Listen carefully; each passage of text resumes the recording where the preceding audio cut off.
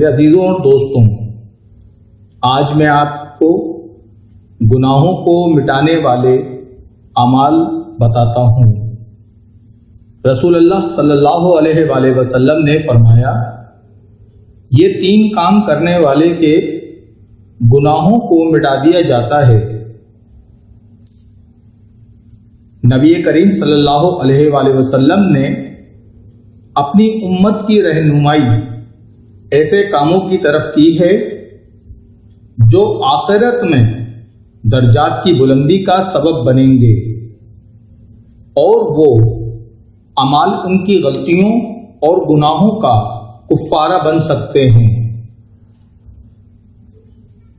آپ صلی اللہ علیہ وآلہ وسلم نے فرمایا، کیا میں تم کو ایسی چیزوں سے آگاہ نہ کر دوں جو تمہاری غلطیوں کو مٹا دیں اور ان سے تمہارے درجات بلند ہوں؟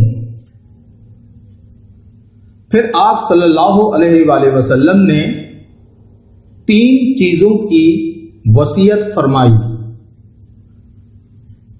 پہلی وصیت، ناگواری کے وقت مکمل وضو کرنا، یعنی انسان اس وقت وضو کرے جب پانی کو ہاتھ لگانا اسے ناپسند ہو۔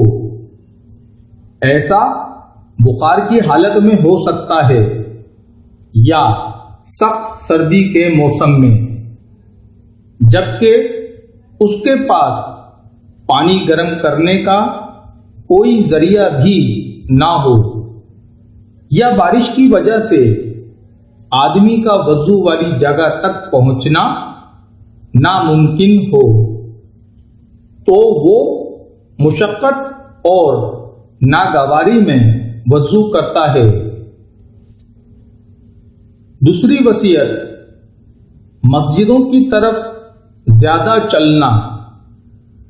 اس میں اس بات کی دلیل ہے کہ جماعت صرف مسجد میں ہی ہوگی، نہ کہ گھر میں، اور انسان جتنے زیادہ قدم چل کر مسجد کی طرف جائے گا اتنے ہی زیادہ اس کے درجات بلند ہوں گے اور اتنی ہی زیادہ اس کی خطائیں معاف ہوں گی۔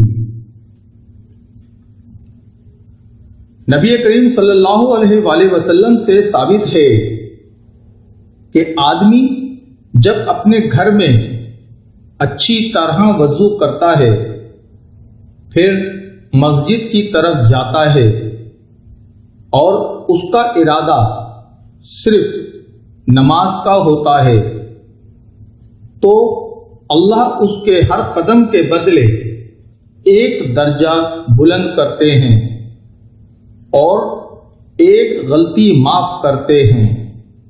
یہ بہت بڑی نعمت ہے۔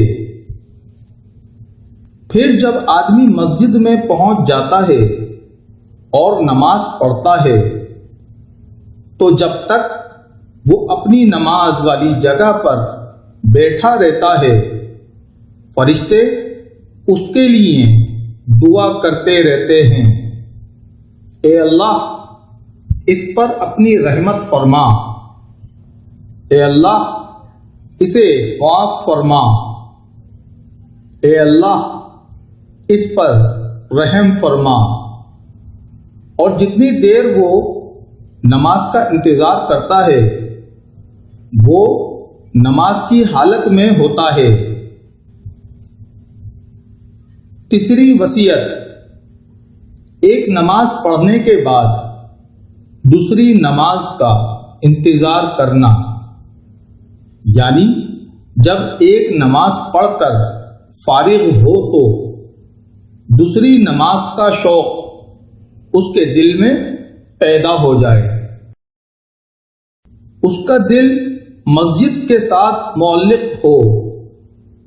جب ایک نماز پڑھتا ہے تو دوسری نماز کا انتظار کرنا شروع کر دیتا ہے۔ یہ بھی ایسا عمل ہے جس سے اللہ گناہ ختم کر دیتے اور درجات بلند کرتے ہیں۔